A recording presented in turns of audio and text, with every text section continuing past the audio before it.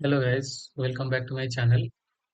Previous class में हम क्या पढ़ रहे थे कि एरर टैग के बारे में हमने देखा था कि इंटरव्यू क्वेश्चन भी हमने डिस्कस किया था। What is difference between throw and throw ex keyword, correct. तो उसमें हमने क्या पढ़ा था कि अगर हम थ्रो लिखते हैं तो हमें करेक्ट एरर इंफॉर्मेशन मिलता है, मतलब जो भी एरर टैग होता है वो हमें करेक्ट मिलता है। तो throw is the right way of doing, means throwing exception. Throw ex अगर लिख रहे थे तो हमारा एरर स्टैक वापस से रीसेट हो जा रहा था, मतलब जो एरर हमारा ओरिजिनेट हुआ था उसका इंफॉर्मेशन हमें मिल नहीं रहा था। जैसे मेथड सी में हमारा एरर इनिशिएट हो रहा था, बट एरर स्टैक प्रिंट होके जब आ रहा था कंसोल पे, हमें कहाँ से मिल रहा था? बी एंड देन ए पे हैंडल हो रहा था, ये दिखा रहा था। सी का कोई इंफॉर्मेशन नहीं मिल रहा था जब हम थ्रो ई एक्स ऐसा कीवर्ड यूज कर रहे थे, करेक्ट। थ्रो कीवर्ड से हमें पूरा का पूरा एरर स्टैक प्रॉपरली दिख रहा था। तो ये हमने लास्ट क्लास में डिस्कस किया था। इसी से हमें हमारा एक्सेप्शन हैंडलिंग वाला कॉन्सेप्ट ओवर होता है। आज हम नया एक टॉपिक पढ़ते हैं, that is called multi threading. So before moving to multi threading, हम एक बार थोड़ा थियोरी डिस्कस कर लेते हैं कि मल्टी थ्रेडिंग क्या है, क्यों जरूरत पड़ी। तो सबसे पहले समझते हैं कि मल्टी थ्रेडिंग के लिए हमें तीन चीज समझनी पड़ेगी। एक है प्रोसेस, ठीक है। दूसरा है हमारा थ्रेड, ठीक है। एंड तीसरा है टास्क। तो प्रोसेस क्या है? देखो यहाँ पे मैंने थोड़ा बहुत डेफिनेशन लिख रखा है, बट आपको इजीली समझाऊंगा। Process is an independent running application. जब आप मान लो कि आप ये विजुअल स्टूडियो ओपन करते हो, या तो यहाँ पे ये एग्जीक्यूट करते हो, तो आपका कंसोल ओपन होता है, कंसोल विंडो ओपन होता है, ये सब कुछ होता है एक प्रोसेस।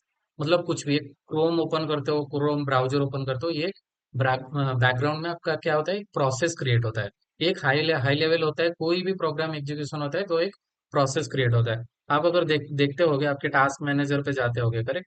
तो इसमें आपको बहुत सारा प्रोसेस मिलता होगा, ये देखो, ठीक है, ये सारा प्रोसेस है। ठीक है, ये बैकग्राउंड प्रोसेस है। कुछ भी, मतलब कोई भी प्रोग्राम एग्जीक्यूशन, ईएक्स वगैरह कुछ भी एग्जीक्यूशन हो रहा है हाई लेवल, ये एक प्रोसेस के अंदर ही होता है। प्रोसेस के अंदर का एक छोटा सा पार्ट होता है थ्रेड, ठीक है। Thread is a smallest unit of, मतलब it is a smallest unit of task. मतलब अगर थ्रेड का डेफिनेशन आप देखोगे तो थ्रेड क्या है यहाँ पे, देखो।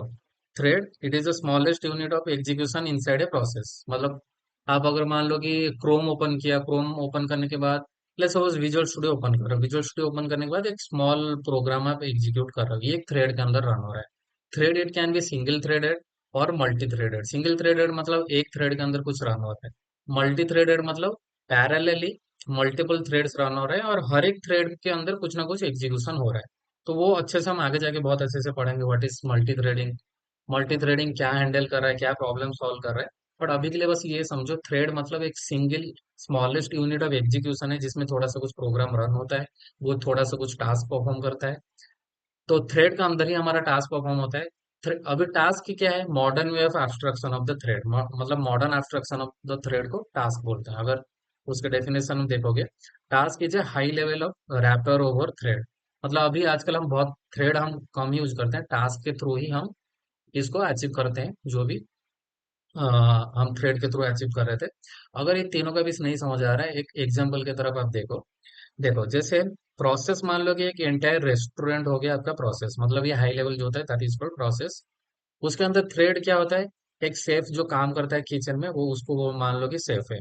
और शेफ को जो भी ऑर्डर असाइन होता है, कुछ भी किचन में परफॉर्म करने के लिए जो भी ऑर्डर असाइन होता है, that is called your task. Task मतलब नाम से ही एक्सप्लेनेटरी है कि what task will be perform by the thread, correct.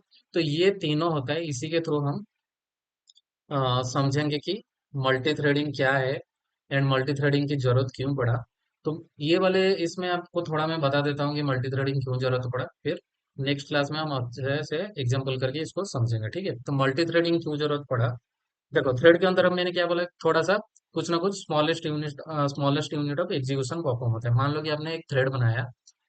Thread कैसे बनाएंगे, क्या कैसे परफॉर्म करेंगे, वो सब मैं अच्छे से आपको प्रैक्टिकल के थ्रू बताऊंगा नेक्स्ट क्लास में। बस अभी समझो, थ्रेड के अंदर मान लो कि आपने एक डाउनलोडिंग का, आपने फाइल डाउनलोडिंग का एक प्रोग्राम आपने लिखा है। वो क्या करेगा? जाके फाइल आपका डाउनलोड करके लेके आएगा, ठीक है। फिर दूसरा एक मेथड आपने लिखा है, वो जो डाउनलोड करके जो फाइल लेके आया उसको प्रोसेस करेगा, ठीक है। मतलब उसके अंदर जो भी, मान लो कि कुछ फाइल्स के अंदर आपको कुछ प्रोसेस करना है, वो सब प्रोसेस करेगा। ऐसा करके आपने दो मेथड लिखा है। तो क्या करेगा, आप जब थ्रेडिंग नहीं यूज करते हैं, मल्टी थ्रेडिंग नहीं यूज करते, तो बाय डिफॉल्ट वो एक ही सिंगल थ्रेड में रन होता है। और सिक्वेंशियली रन होता है। मान लो कि पहला वाला डाउनलोडिंग वाला मेथड को कॉल करेगा, वो फाइल को डाउनलोड करेगा। फाइल डाउनलोड मान लो कि आपका आधा घंटा आपका ले लिया, तब तक आपका थ्रेड वैसे ही आइडल होके बैठा रहेगा, कुछ भी नहीं करेगा। करेक्ट। और दूसरा वाला प्रोसेस क्या है? प्रोसेसिंग। डाउनलोडिंग के बाद प्रोसेसिंग आएगा। जब तक डाउनलोडिंग फिनिश नहीं होता तब तक प्रोसेसिंग आपका स्टार्ट नहीं होगा। तो ये मतलब वेस्ट ऑफ रिसोर्स हुआ, राइट? मतलब आपका थ्रेड कुछ भी नहीं करे, जस्ट आइडियली ही बैठा हुआ है, आइडल होके बैठा हुआ है जब तक डाउनलोडिंग कंप्लीट नहीं होता है। डाउनलोडिंग कंप्लीट हुआ आधा घंटे के बाद, देन आपका थ्रेड अगेन काम में आता है एंड प्रोसेसिंग स्टार्ट करता है। तो वो प्रॉब्लम को हम मल्टी थ्रेडिंग के थ्रू सॉल्व करते हैं, इसलिए मल्टी थ्रेडिंग का कॉन्सेप्ट आया। पैरेलल प्रोसेसिंग, एसिंक प्रोसेसिंग, ये सब हम आगे जाके पढ़ेंगे। तो आज के लिए एक क्लास के लिए इतना ही है। नेक्स्ट क्लास में हम देखेंगे कि how to create a thread, what is the problem with a single thread, and how to resolve it with the multi threading concept. ठीक है, तो आज के क्लास के लिए इतना ही। Thank you.